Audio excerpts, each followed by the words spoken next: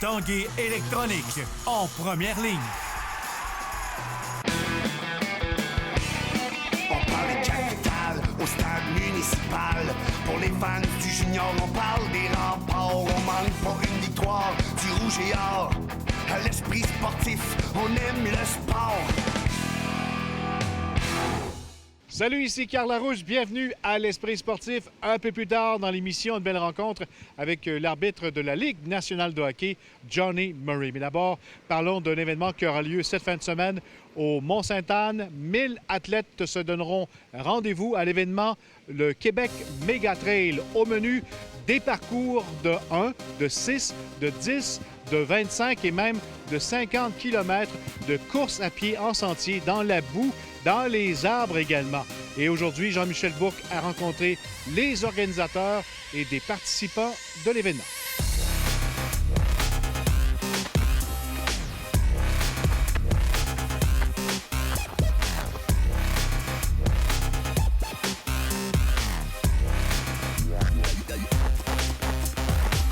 En quoi ça consiste exactement, les épreuves pour les participants? Là? Ça ressemble à quoi le parcours? Le trail, c'est vraiment du dénivelé, c'est des sentiers de trekking, de randonnée en montagne, si tu veux. Et puis, c'est vraiment, là, on prend ce qu'il y a sur le terrain. Donc, il n'y a pas de modification. C'est vraiment très technique, bouette, racines, roches. Puis, c'est très particulier au Québec, évidemment. Le Mont-Sainte-Anne, justement, c'est un beau terrain de jeu pour ça. Absolument. C'est une super de belle montagne. Il y a beaucoup de gens qui s'entraînent ici. Des trailers connus comme Florent Bouguin qui vient régulièrement ici monter le Mont-Sainte-Anne à répétition et puis même faire le tour au complet du Mont-Sainte-Anne. Il y a tellement de sentiers ici, c'est un terrain de jeu incroyable.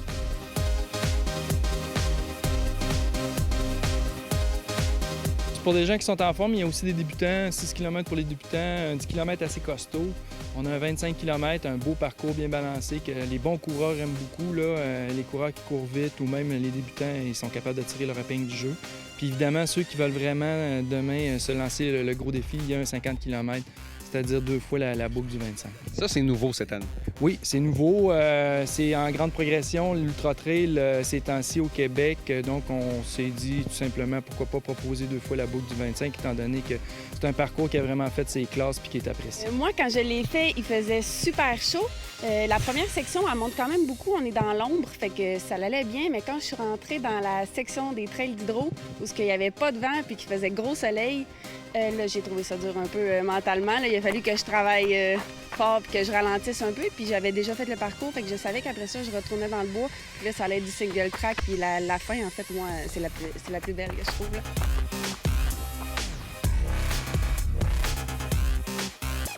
La particularité ici, c'est qu'à la fin, on traverse 2 fois une rivière, qui est la rivière Jean-Larose, je crois. Puis elle est très froide et à la fin de parcours, nos muscles bien échauffés, ça fait une espèce de choc de température. Et heureusement, c'est juste à 1 km de la fin parce qu'il y a des crampes qui se produisent pendant à peu près 1 minute ou 2 après. C'est un parcours qui a un dénivelé quand même assez, on va dire modéré là, dans le monde du trail compte tenu de la distance. Mais c'est un parcours là, où justement, là, il y a beaucoup de changements de type de sentier. Des fois, c'est du single track, d'autres fois, c'est du sentier un petit peu plus large. D'autres fois, on va tomber carrément dans des chemins forestiers, en dessous des trails d'hydro. On peut s'attendre les meilleurs à ce qu'ils fassent des temps de quoi à peu près? Joël Bourgeois, un ancien Olympien, l'année dernière, a fait compléter le 25 km en 1h46, qui est relativement très rapide. Donc, c'est une moyenne d'à peu près 2h30 pour le 25 km. C'est sûr que le tempo va être un peu plus lent sur le 50 km. Il faut quand même partir assez lentement, se respecter, puis pas trop s'hypothéquer pour le début de la course. Donc, les meilleurs vont peut-être le faire en 3h30, 4h. Oui, à peu près. Ouais. Qu'est-ce qui fait un bon coureur de trail? Je pense que c'est la capacité de lecture du terrain, savoir où mettre le pied pour pouvoir garder de la vitesse tout au long du parcours. Qu'est-ce qui vous fait triper sur ce genre de course-là? Moi, c'est d'être stimulé tout le temps, comparativement à la course sur route. C'est justement, tu es tout le temps en train de regarder pour pouvoir gagner de la vitesse.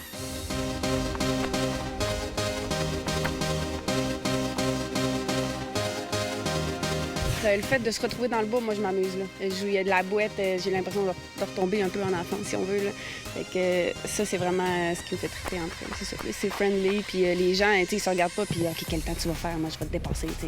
Non, chacun fait son temps, puis chacun aussi est fier de ses performances, puis les autres sont fiers aussi des performances des autres. Là. On est là pour triper. Voilà, c'est ça. C'est beau, ça sent bon, les paysages.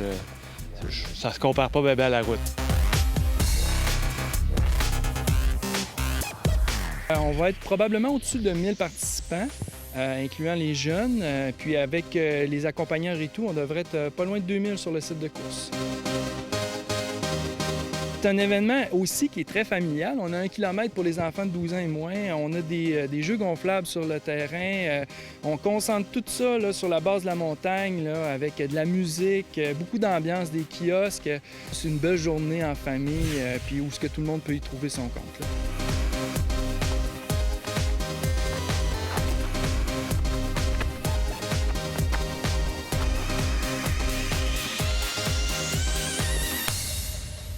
Après la pause, Johnny Murray remet son chandail zébré. On revient dans 3 minutes 30.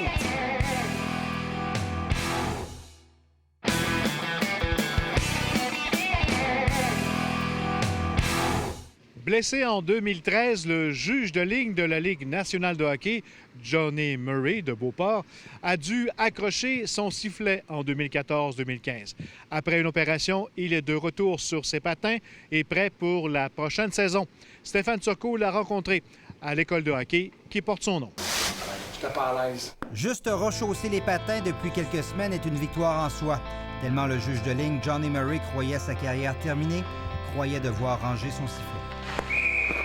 As-tu eu peur que ça soit terminé? Énormément. Je dirais que ça fait peut-être 3 mois là, que je me sens mieux. Puis je dirais depuis 1 mois que là, je suis de retour. J'ai aucun problème. Je fais ce que je veux. Je joue au tennis, je joue au hockey. C'est une belle libération. Là.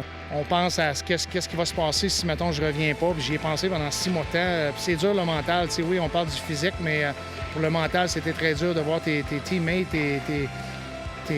les coéquipiers. J'ai regardé la finale de la Coupe Stanley, j'y ai passé, tout ça. Puis je suis content pour eux, c'est le fun, mais on veut tous y revenir. Je veux dire, en dedans de nous, on est des professionnels, puis on veut être au maximum de où est-ce qu'on peut se rendre. C'est en octobre 2013 qu'il subit sa blessure, une sévère hernie discale. C'est arrivé durant un match. J'ai eu un déclic durant un échauffourée. Je me suis mal senti. Par contre, j'étais réchauffé. C'était le lendemain matin que j'ai payé le prix. Je suis venu me lever de ma chambre d'hôtel, puis j'étais plus capable de marcher. Il a fallu que je demande à un de mes coéquipiers de venir me faire ma valise puis repartir. J'étais plus capable de marcher. C'était l'an passé, c'est arrivé à Tampa Bay le 4 octobre, je me souviens bien. Ouais, le 4. Je me suis réveillé le 5 octobre, mais le 4 octobre, c'était le match. Puis c'était dur mentalement de vivre ça. C'était ma première grosse blessure. Alors, on recommence, on se met en forme, puis on va être prêt. Il complétera la saison, mais en décembre dernier, il subira une opération. Johnny Murray a été traité et encadré par la Ligue nationale comme l'aurait été chaque joueur pour une équipe. On a les mêmes docteurs que les équipes utilisent. Moi, je vis à Fort Lauderdale.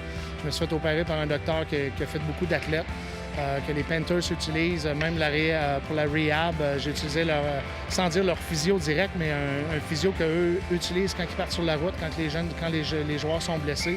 Alors, on est bien traités, on est bien entourés. Any questions? Sur patin, il y a quelques semaines à son école de hockey à Québec, il s'est prouvé à lui-même qu'il était de retour, qu'il pourrait poursuivre sa carrière dans la Ligue nationale. Je me suis senti, en fin de semaine passée, j'ai eu des frissons avant de sortir. J'ai fait mes petits drills à moitié tout seul à un moment donné. Puis j'ai eu des frissons de dire, Colin, je retourne à mon rêve, à ce que je voulais faire. Puis c'est bizarre, même là, j'en parle. J'ai des frissons encore de dire que je vais être de retour sur la glace. C'est une passion, puis on aime ça. Fait que je suis bien content. C'est ta 9e année pour ton école de hockey ici à Québec, qui s'étale sur 5 semaines, sauf erreur. Et ça va en progressant d'année en année, je comprends. Oui, le bouche à oreille, depuis quelques années, surtout depuis 5 ans, là, fait son chemin à toutes les années. Même l'année passée, on avait 4 semaines. On a décidé de rajouter une semaine cette année, dû à la demande, dû au bon travail des employés qui travaillent à l'école, qui sont tous des professionnels d'ailleurs. Ils viennent de partout, là? Oui, ils viennent partout. De l'Amérique, j'en ai de l'Europe, j'en ai de la Russie, j'en ai de la Finlande, j'ai un petit Suisse qui est ici présentement. Alors, on a de partout, puis de tous les calibres, surtout de 5 à 17 ans, les gars de midget 3 qui viennent ici. Et la particularité, tout se fait en anglais? Oui, tout se fait en anglais. C'est sûr que pour les jeunes de 5, 6, 7 ans, On y va environ 50-50, mais sur 20 entraîneurs, 20-22 entraîneurs, on a la moitié qui parlent strictement anglais, alors ils n'ont pas le choix, les jeunes, d'apprendre. Si les 400 joueurs de son école de hockey ont chacun leur idole comme joueur, Wayne Gretzky, Bobby Orr, ils ont aussi leur chandail rayé préféré. Johnny Murray. Johnny Murray. Johnny Murray, d'ailleurs, qu'ils pourront revoir sur une patinoire de la Ligue nationale dès septembre prochain, alors qu'il pourrait atteindre le plateau des 1000 matchs au cours de la prochaine saison. Pour ça, je ne sais pas si tu savais, mais il y a un match pré-saison, Pittsburgh-Montréal, dans le nouveau centre Vidéotron en septembre. Sais-tu déjà si peut-être? Non, on n'a même on n'a pas les horaires, tout ça. Oui, j'aimerais ça être là, mais par contre, je veux dire, il reste qu'au bout de la ligne, c'est une game de hockey. Alors, tous les amphithéâtres comme ça, ils ont tous un petit gaga. Tel gars, tel joueur, telle équipe arrive. Fait on est habitué d'en faire, mais en espérant un jour venir arbitrer à Québec. Stéphane Turcot, TVA Sport, à Québec.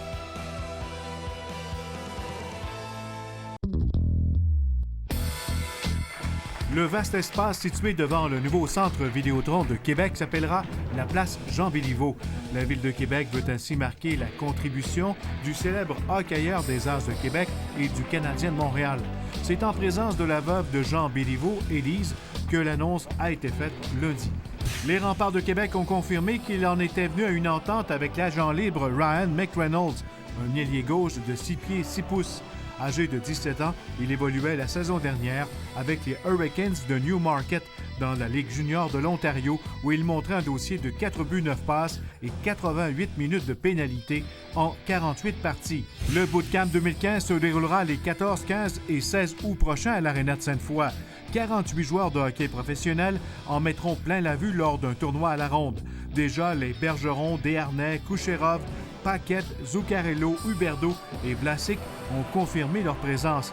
Les billets sont en vente sur le bootcamp.ca. Les profits seront versés à la Fondation québécoise du cancer. Et en plongeon, le Québécois Cédric Fofana, qui a conservé son titre de champion canadien au plongeon de 3 mètres lors des Nationaux juniors qui avaient lieu au PEPS le week-end dernier, s'est aussi qualifié pour les Jeux panaméricains juniors qui auront lieu à Cuba du 17 au 20 septembre prochain. Il s'est de plus taillé une place sur l'équipe nationale junior 2016. Voilà qui complète l'esprit sportif pour aujourd'hui. Profitez de la belle semaine, amis sportifs, et on se dit bye-bye, à demain. Et toi, Christian, ça va se baigner?